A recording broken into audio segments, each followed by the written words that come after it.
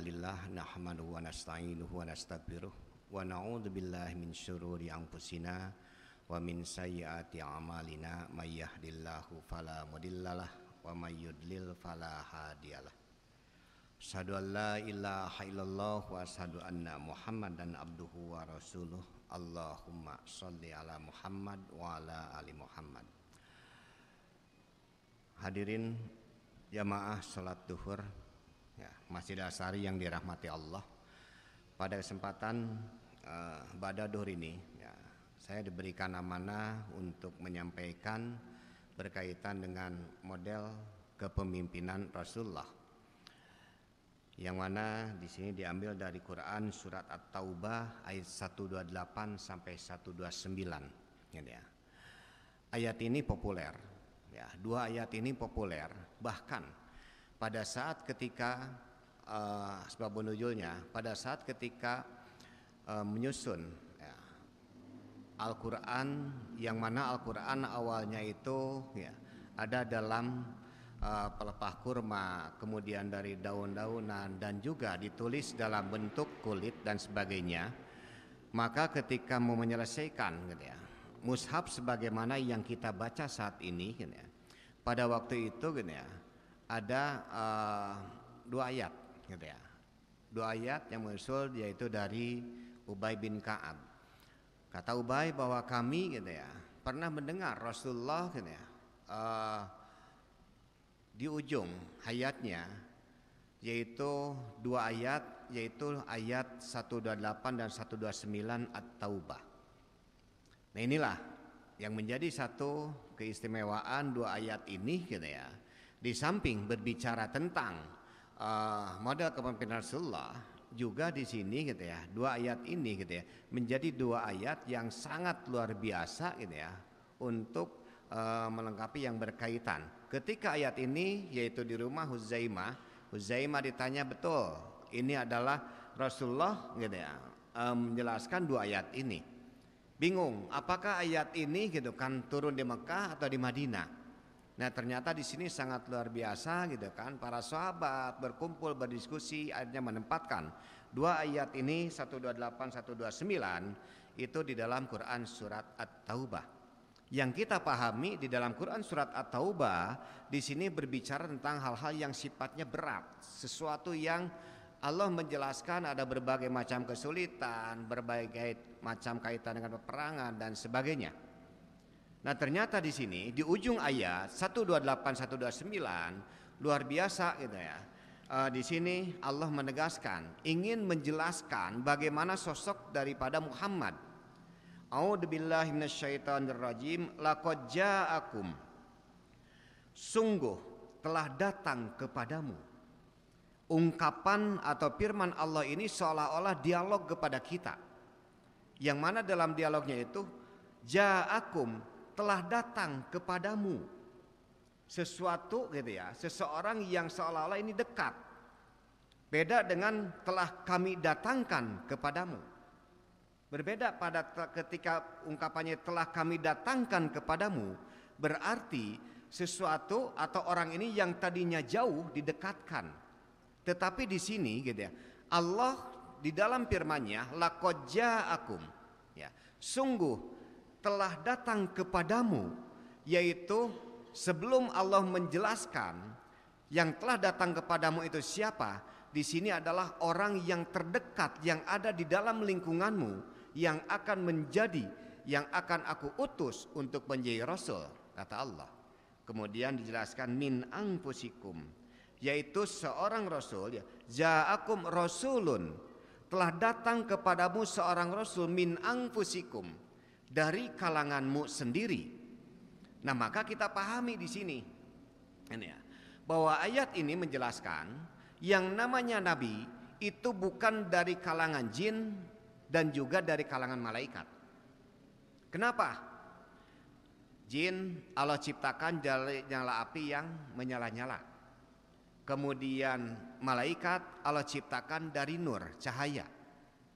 Nah sementara yang menjadi objek untuk dakwah yang terlihat itu adalah dari kalangan manusia yang memiliki sifat ya, potensi atau diberikan bekal oleh Allah potensi rohani dan potensi jasmani. Maka di sini min anfusikum ini ada jelaskan bahwa Allah akan mengutus sosok seorang rasul dan nabi yang terakhir itu adalah dari kalangan manusia, yaitu dari sosok yang sama jasmani dan rohani dimiliki. Gak kebayang Pak? Ya, gak kebayang jamaah semuanya kalau seandainya gitu kan yang menjadi sosok rasul itu dari kalangan jin yang beda jenis dengan kita. Gitu ya. Ada suara sementara gitu kan jirimnya gak ada. Kira-kira gitu kan mad'u kita yang dalam kondisi jasmani dan rohani ada suaranya, tetapi gitu kan sementara jenisnya itu tidak ada kira-kira gitu kan chemistry-nya dapat atau tidak. Yang jelas memang gitu kan ketika ada yang ngorosak gitu kan di malam hari ngorosak gitu kan dalam arti gitu kan dedaunan gitu ya kena angin itu sudah kabur.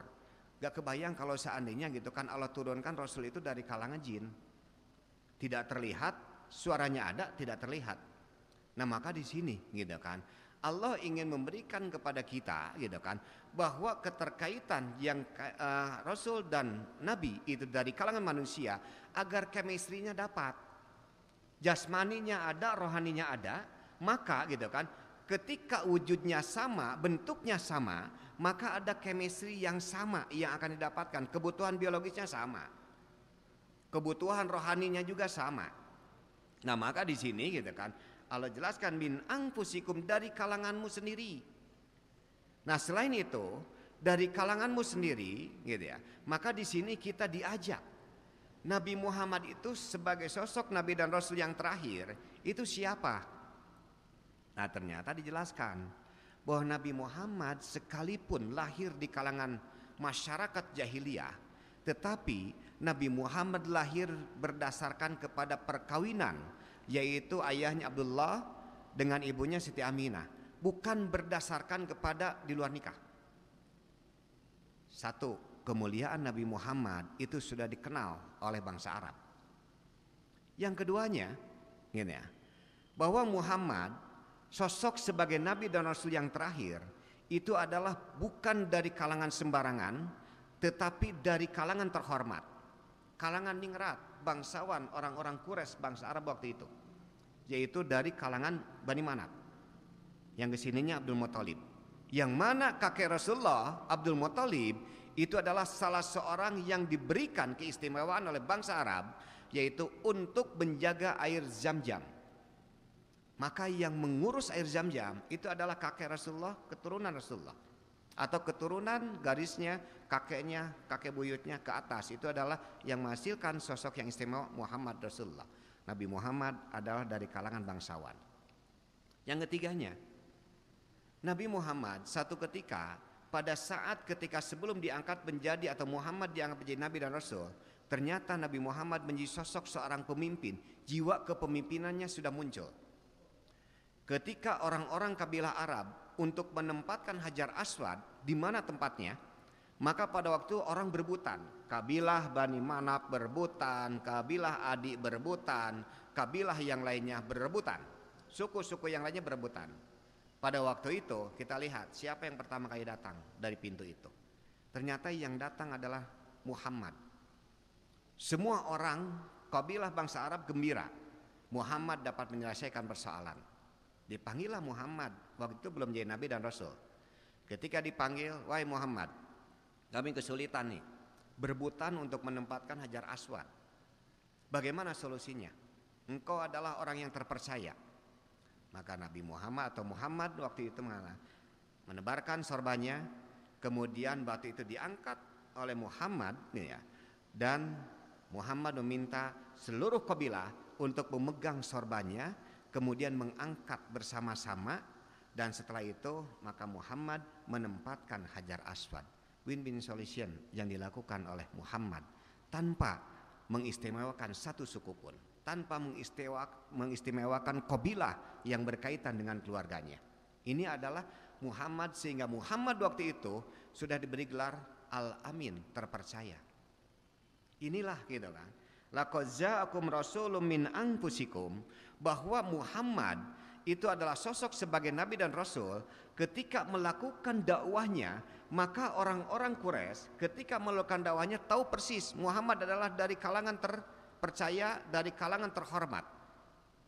Tetapi luar biasa di sini tantangan Muhammad Rasulullah ketika usia 40 tahun, 23 tahun Nabi Muhammad gitu ya.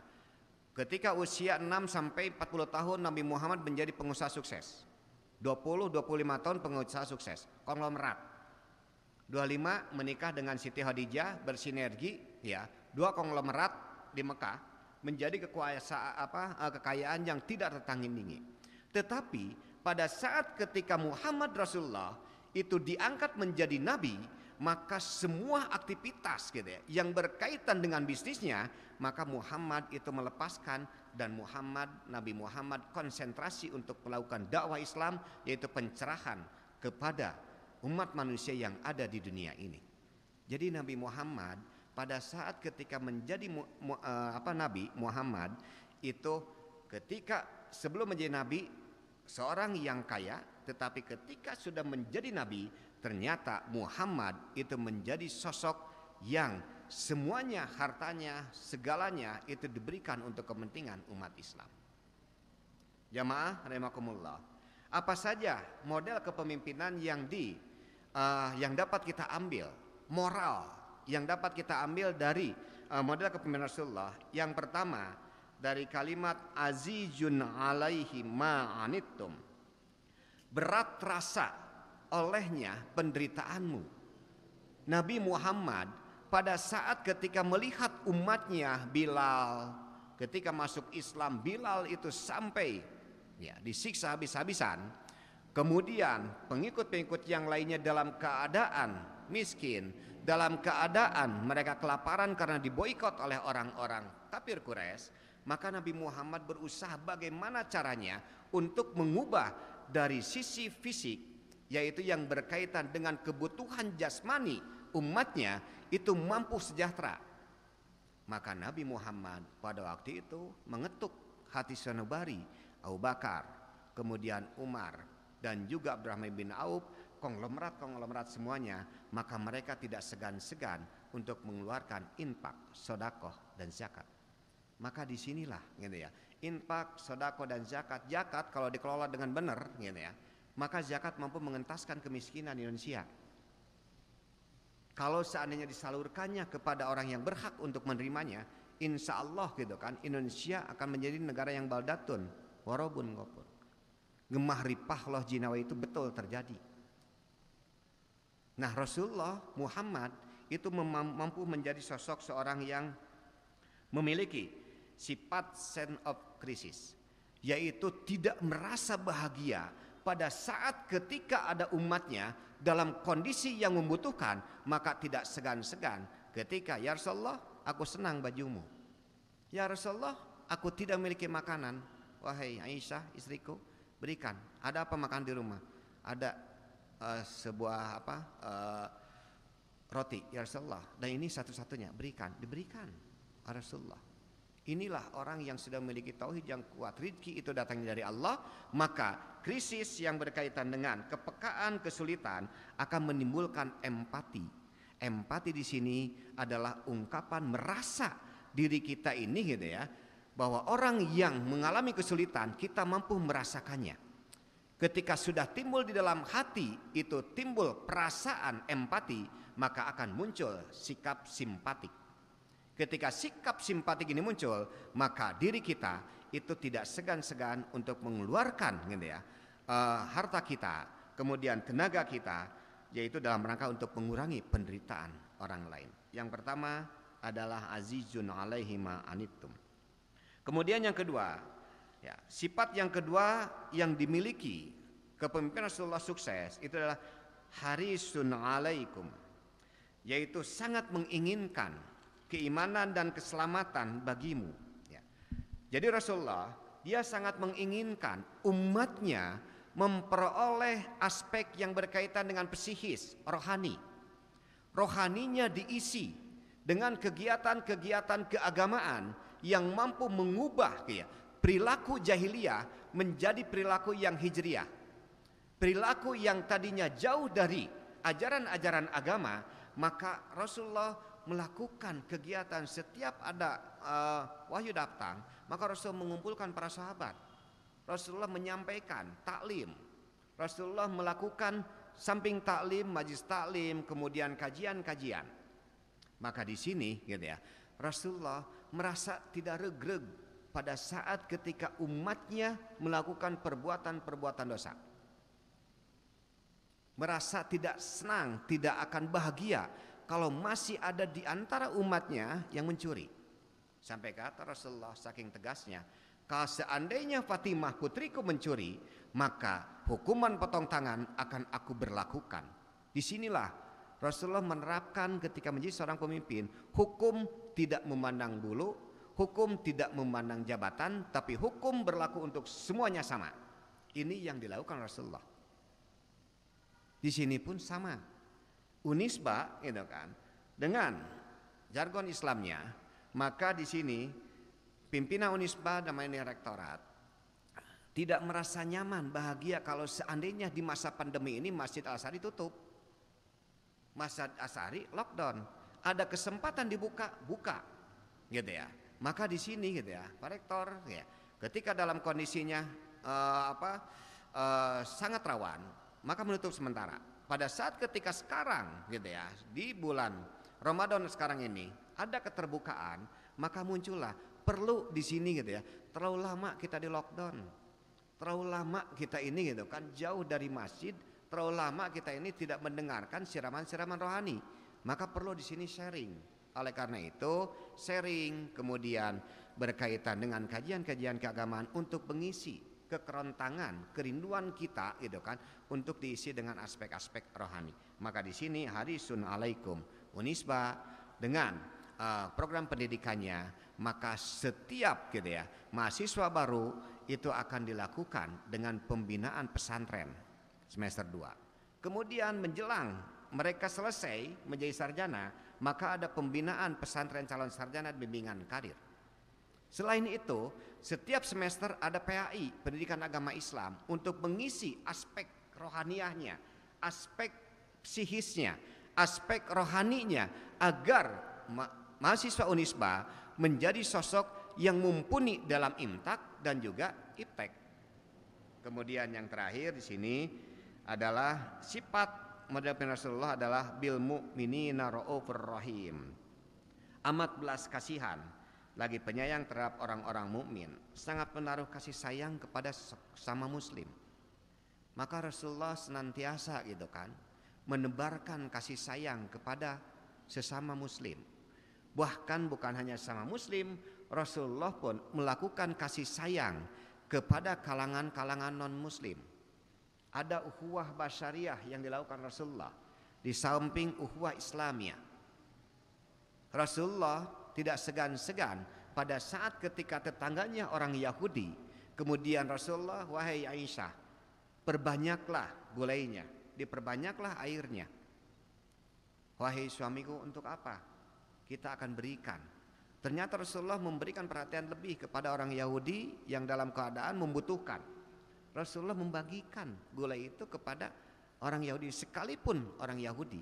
Disinilah yang harus kita lakukan. Itu adalah bagaimana gitu kan umat Islam yang memiliki jargon rahmatan lil alamin mampu menjalankan ajaran Islam itu untuk kepentingan rahmat seluruh alam.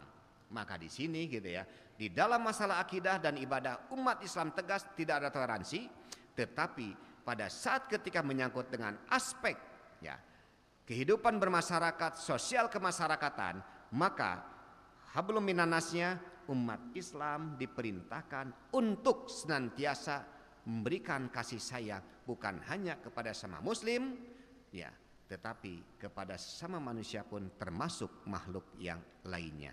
Inilah gitu kan yang harus kita pahami. Yang pertama gitu ya, insyaallah bahwa kepemimpinan gitu ya yang sedang dikembangkan oleh kita termasuk di Unisba ini adalah kepemimpinan yang senantiasa ya kita menjadikan Muhammad Rasulullah sebagai model dan menjadi keteladanan. pada saat ketika masa pandemi saat ini gitu kan, maka dipikirkan oleh pimpinan universitas, teman Pak Rektor gitu ya, maka di sini berusaha dengan warek-wareknya bagaimana gitu kan agar pegawainya sejahtera gitu kan.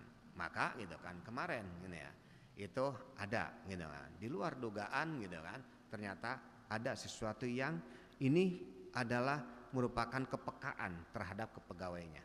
Kemudian Unisba pun gitu ya, salah satunya untuk mendekatkan dengan umat melakukan gitu kan, salah satunya mendekatkan kepada anak yatim setiap bulan Ramadan, maka kita senantiasa melakukan santunan anak yatim. Kemudian kepada dua apa? Termasuk di sini kalau salah di samping universitas, fakultas hukum pun gitu ya, itu senantiasa gitu kan ada santunan untuk anak yatim dan dua apa. Nah ini gitu ya, mari kita untuk senantiasa peka gitu kan terhadap kesulitan-kesulitan yang lainnya, dan bahu-membahu secara berjamaah, insya Allah kesulitan yang akan dihadapi oleh kita semua, termasuk salah satunya dengan wabah corona, insya Allah wabah corona itu segera berlalu gitu ya, dan kita akan menghadapi kehidupan yang lebih baik lagi gitu ya, dalam kondisi alam yang kondisi alam ini bersih, kemudian jauh dari polusi-polusi, maka kita mampu tenang untuk beribadah pada Allah ya. Mudah-mudahan gitu ya, di dalam ibadah saum Ramadan ini gitu ya, kita senantiasa terus untuk lebih dekat lagi kepada Allah, lebih dekat lagi kepada Allah, radar kita tetap terjaga gitu kah, untuk senantiasa mendekatkan diri pada Allah. Assalamualaikum warahmatullahi wabarakatuh.